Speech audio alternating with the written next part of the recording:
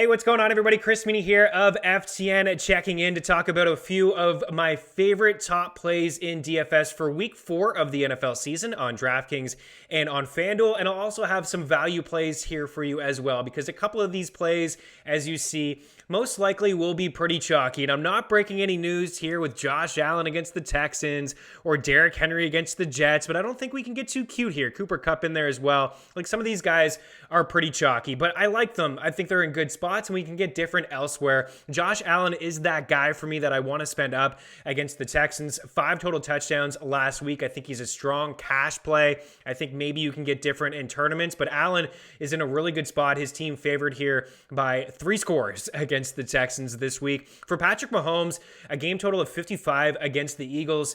You know, they've lost 2 straight. They've looked sloppy on offense. They're in dead last in the AFC West. Who saw this coming? I don't think anybody. They've been brutal on defense as well, but I think this is a get-right spot for Andy Reid and company, returning to Philadelphia, where he had so many glorious years for the Eagles. But overall, just Patrick Mahomes, I think they just clean it up, right? He cleans it up. He stops with the no-look passes, and they're just all business here this week. Looking at the division, seeing the Raiders and the Broncos 3-0, and the fact that they just lost to the Chargers.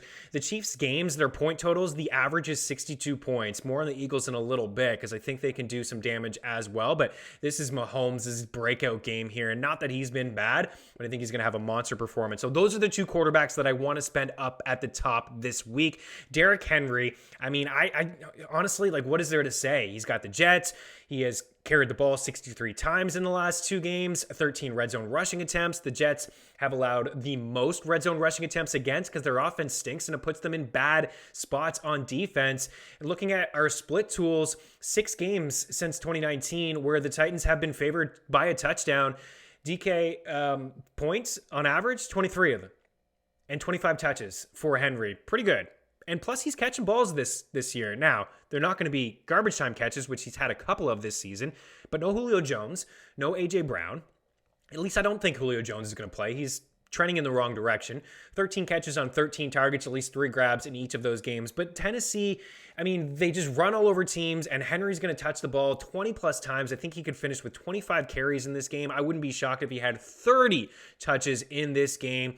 And what he did to Darius Leonard last week when he just ran all over them, are you kidding me? He's going to run all over these Jets in the second half. Play Derrick Henry, eat that chalk. He's going to get 100 yards on the ground. You're going to get the bonus on DK. The FanDuel price is steep, but I would pay it, and then you can get cute elsewhere and find a few value plays, which I have for you towards the end of this segment. Naji Harris, I got to play him. He's going to be popular as well, but he leads the NFL among running backs in snaps, 96% of his team snaps. The only running back with over 90%, 24 targets and 19 grabs in his last 2 games. He had 19 targets last week, 19. 102 yards through the air. It could be a very similar game. I don't think he gets 19 targets against the Packers. It's an okay matchup. The run game has been non-existent, and Ben can't push the ball down the field. It's just kind of checkdowns, and we've seen this before in Mike Tomlin's offense. We saw multiple years with Le'Veon Bell being a beast through the air, catching passes when he was hurt. D'Angelo Williams was a top 5 running back. And then James Conner most recently, a couple years ago, not so much last season. He was a big-time player, a top 5 fantasy running back, and just mostly because of what he could do through the air. So Naji Harris, I think he's still underpriced. He should be a mid-7 back. We're getting that sub 7%. Chase Edmonds is probably more of a DFS like tournament play, but I do like him overall. I think this is a decent spot against the Rams. Their corners are solid, and they limit a lot, especially inside the red zone. They don't give up a whole lot. I think they could take away some of the weapons in Arizona. And Chase Edmonds is not only getting carries on the ground, but he's getting targets. 17 targets, tied for the 3rd most among running backs. He's 6th in routes run. We saw Giovanni Bernard in a game where they played from behind, rack up a few catches. And I think that the Rams are going to score 30 points, right? I really do. Like, Cooper Kupp is going to have his again this week. I don't know how you can fade this guy in tournaments. Sure, I get it. But in cash, head-to-heads, I mean, play him. Why not? He's wide receiver 1. He leads the NFL in catches and yards and touchdowns, and he's just such a strong play. And we're seeing this offense, it's really untapped because of Matthew Stafford and just no limitations with Stafford and double-digit targets in each of his 3 games. And it's not just that he's a phenomenal route runner, he's explosive after the catch, and his hands are great. He's had an 1,100-yard season with Jared Goff. He's had a season with double-digit touchdowns. Like, we know that Cooper Kupp is good, but we're seeing his true potential be untapped here with Stafford. It's Sean McVay. It's the play calling. He finds so many creative ways to get him open, and Arizona is just a really strong matchup. So I got to roll with Cooper Kupp. And I think Edmonds on the other side, maybe you bring it back with a Chase Edmonds. I think we can see him fall into maybe 6 or 7 targets in this game. And then Terry McLaurin, 25 targets, 19 grabs. A bit of a dead game last week,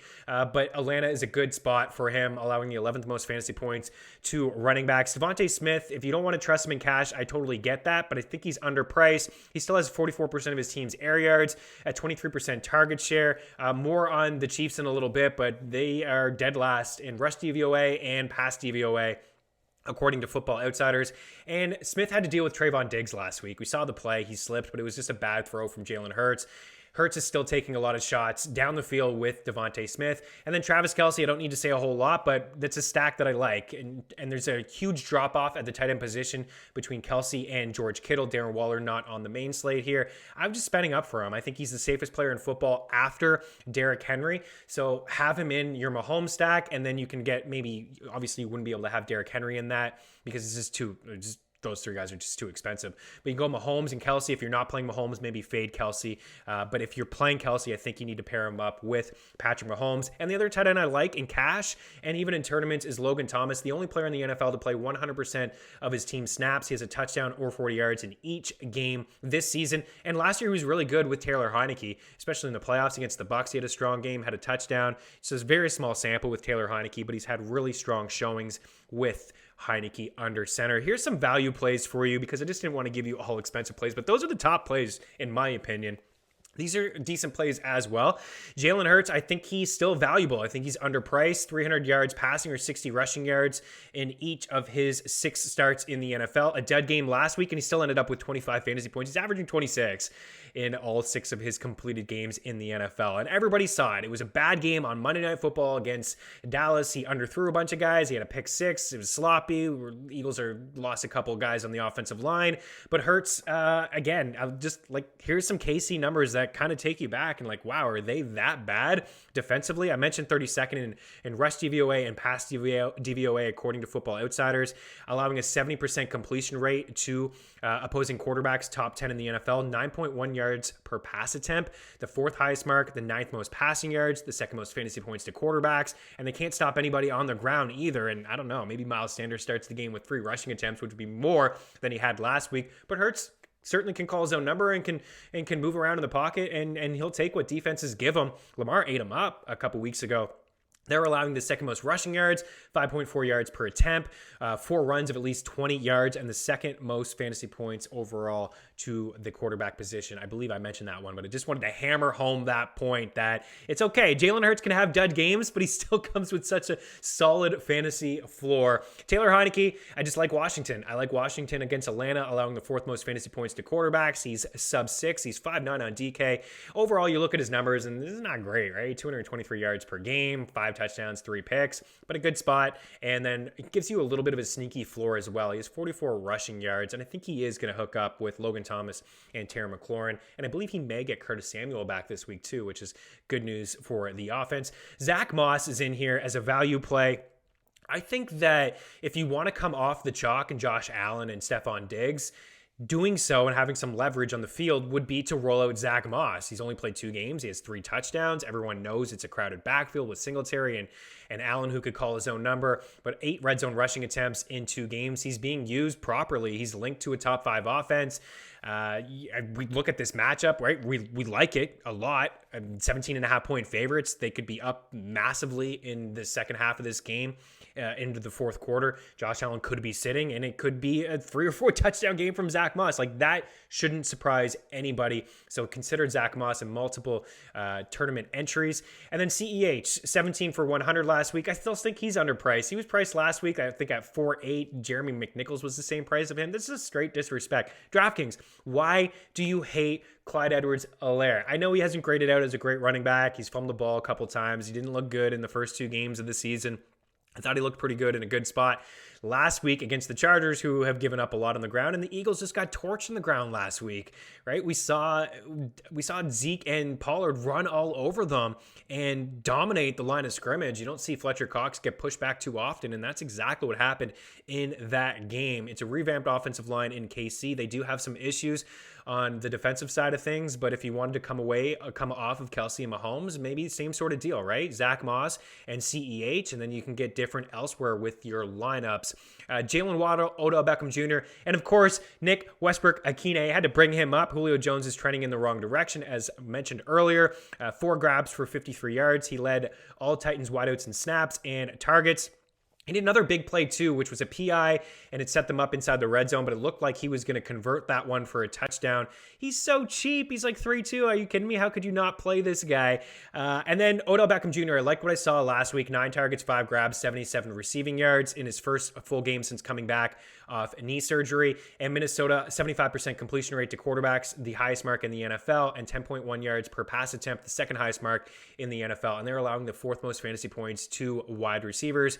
And then Waddle is just, I don't want to chase last week, but also at the same time, Jacoby Brissett, his first start with Miami, he leaned on Gesicki and he leaned on Waddle. And what makes you think he won't lean on these two guys again this week? He had 13 targets, 12 grabs. He only had 58 yards, but he still finished with 17.8 fantasy points. And he's underpriced considering that he could get another 10 targets in this spot. Through 3 games, the rookie has 22 catches on 26 targets. And then Dawson Knox and Will Dissly, only because Everett's ruled out, but honestly, it's a punt play. You have to play more than 10 lineups to roll out Will Dissly. I would rather maybe live in that mid-range of Logan Thomas or Tyler Higbee, or maybe go to Gesicki if he's going to get a bunch of targets again. But Dawson Knox against the Texans, a lot of bills here, right? There's lots of different ways that you could go to get unique. Knox is one of them. 12 targets, 10 grabs, 107 yards on the season. He has 2 touchdowns. The Texans allowing the 4th most fantasy points to tight ends. 7 grabs, 76 yards, and 1 touchdown. That's what the average is against Houston tight ends. That is, Manhurts had a touchdown in week 1. Who? Manhurts. James O'Shaughnessy, 8 targets, 6 grabs, 48 receiving yards. Bryant and Hooper, Cleveland tight ends, combined for 9 grabs and 89 yards. And then Tommy Tremble had 37 total yards and a touchdown last week against the Texans. If you want more, we have a whole lot for you over at ftndaily.com. We have tools, we have projections, we have ownership projections, we have a lot of smart people talking DFS over at ftndaily.com. Use the promo code Meaney, get in our Discord channel, and if you have any questions at all, leave them there in the YouTube section, and I will circle back before kickoff. Good luck this week. We'll talk to you soon. Cheers.